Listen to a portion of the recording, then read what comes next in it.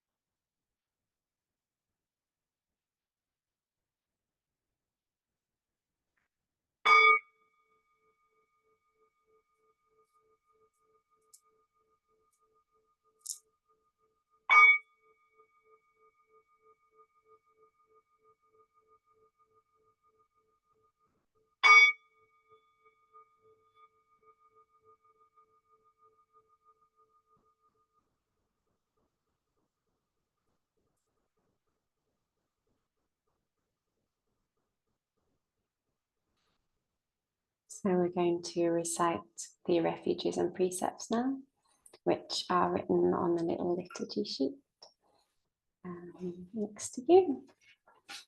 And the refuges are exactly that. They are refuges. They are places we can lean into amidst the storminess of life. And the precepts are ideals, which in greater or subtler and subtler ways we are constantly falling short of. But if the Buddha said that if we move in their general direction, then we will be moving towards a more harmonious life.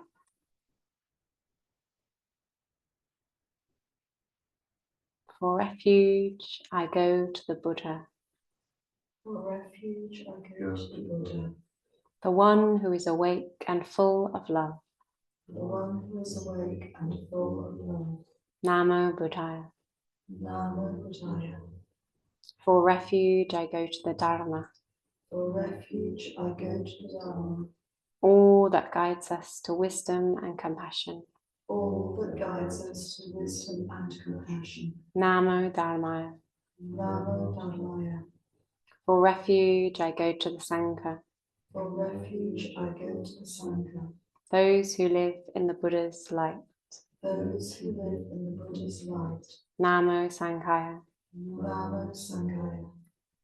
With faith in the three jewels With faith in the three jewels and in light of my human tendencies, and in light of my human tendencies, I pray that I may become aware I pray that I may become aware of when I take life.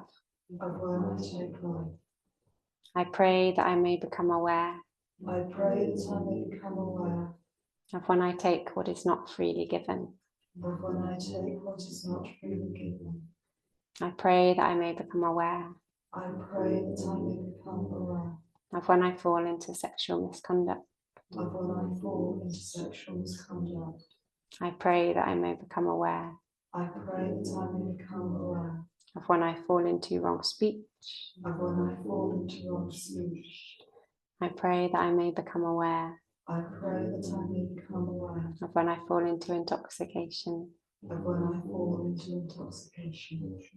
No blame, No blame, be kind, be kind, love everything. love everything.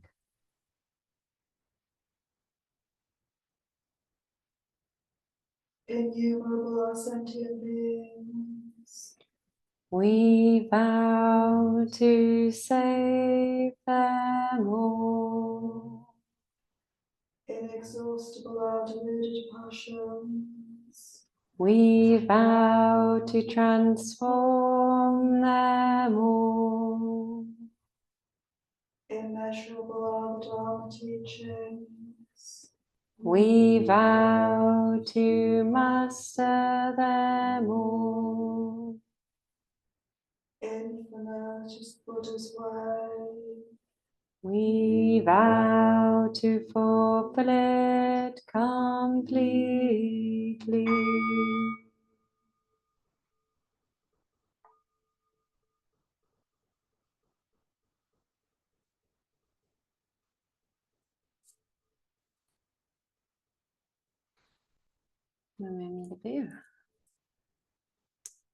So today I thought I'd talk a bit about everyday rituals and the difference that opening up to little micro moments of sacredness in our day-to-day can have. So I have a good friend in Nottingham, and we have this kind of intention that once a month we have a solitary retreat day in connection with each other. And it quite often doesn't happen once a month, but it's basically a day where we both agree that we're going to kind of keep as much of it free as we can. Obviously, like, things do creep in, but we do our best. And we send each other something to read the night before, so we can wake up in the morning and read whatever the other person's sent. And then we have a check-in at lunchtime, we have a check-in at the end of the day. And they're really, really lovely days. And it's also makes it much more likely for me to actually properly block out the time and commit to a day of mostly solitary practice. And one thing I do in those days, it seems, that has become a kind of habit, is I clean my shrine, not these shrines, but my personal shrine. And it's always an amazing thing, because I often look at it and I think, oh, it really needs a clean. I'm going to get around to that really soon. But it's really only in these retreat days when I do a proper deep clean of all the items on it, and that kind of thing. And it's a real practice. I always feel very different after having done it, and my shrine feels all renewed, and my desire to sit in front of it and practice is renewed and refreshed. And every time I do it, I'm like, this is amazing. I could do this every week. And then obviously I don't. But it's really significant. It's like it's a really everyday, hypothetically speaking, ritual.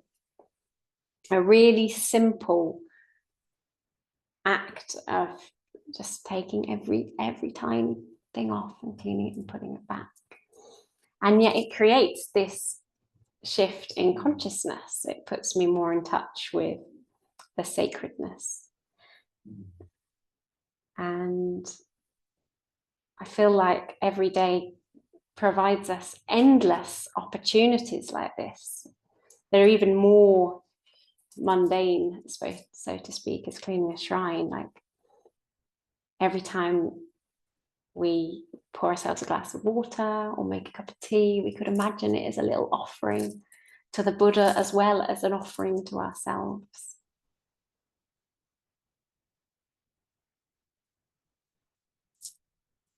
Every time we hear our footsteps as we walk between different rooms at work or in the house, we bring our focus to it. Then again, that opportunity for it to become a really conscious moment arises.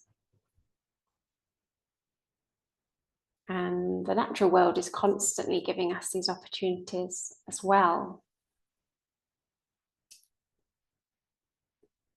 Like, I really noticed the way the sunset was just catching some of the clouds this evening.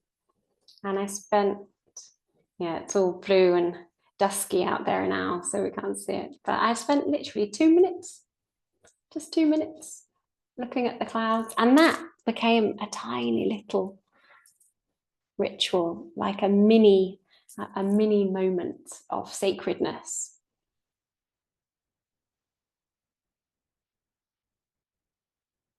And I find the more moments that I have like that in my day, personally, the more I feel regularly grounded and connected, and my capacity expands and my nervous system relaxes.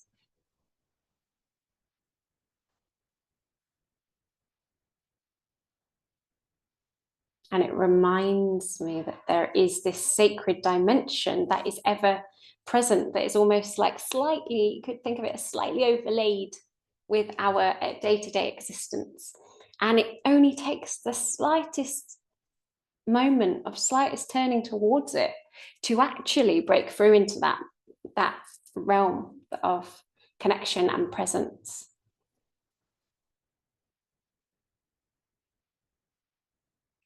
And there are countless opportunities in our day-to-day without even taking any time out.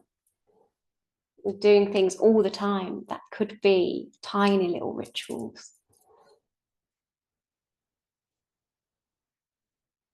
That's my reminder for me, and my invitation for everybody is to see what tomorrow, what opportunities to break into a tiny little moment of sacredness or an everyday ritual might bring.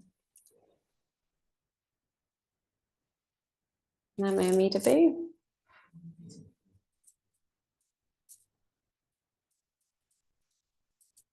So in a moment, we're going to move into some frustrations. And this is like where we're using the whole body as an expression of connection and of opening up to something greater than ourselves, that here we regard as Amida Buddha. I'm just going to be chanting and singing at the same time. If you're new or newish, then join in for as much or as little as you want.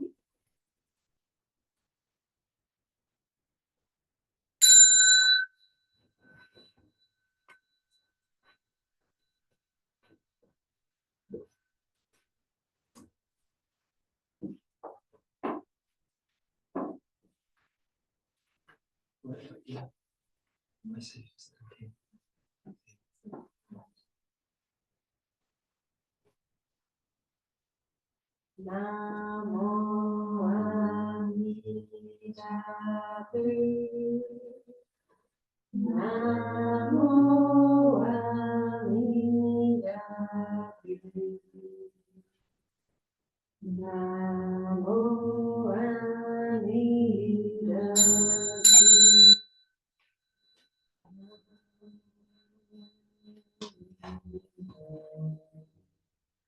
Namo Amida Namo Amida-bu. Namo Amida-bu. Namo Amida-bu. Namo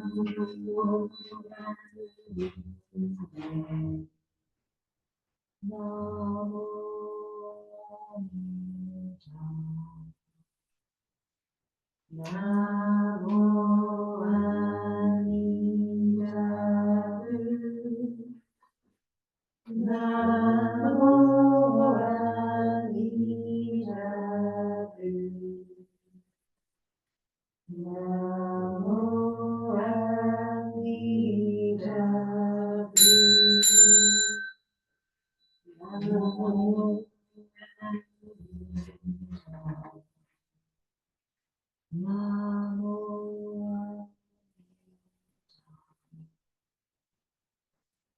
Namo Amida-bu.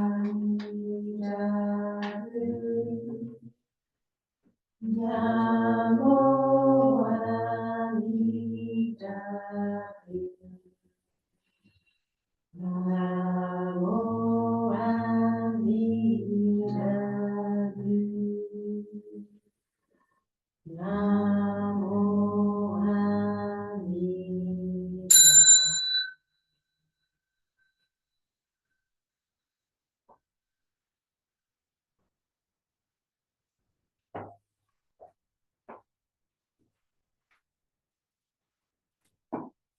In gratitude, we offer this incense to all Buddhas and Bodhisattvas throughout space and time.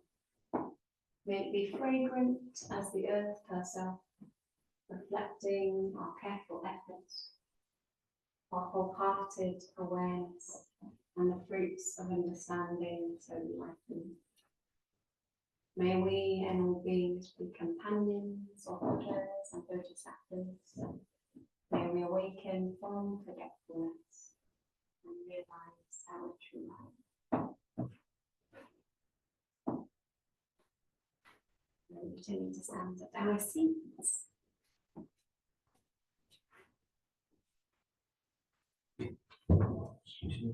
Sorry. No worries. So we're going to bow one way and then the other. So I'll bow first to Fee, Angela, and I'm sorry, I don't know your name. Giovanni, you can bow to each other, and then we turn around and bow to the person you haven't bowed to yet.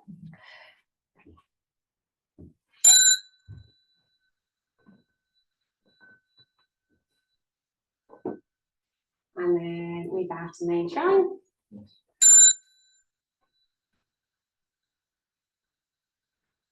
And bow to our seats, and we tidy our seats, thanking our seats for being our place here tonight. Thank you.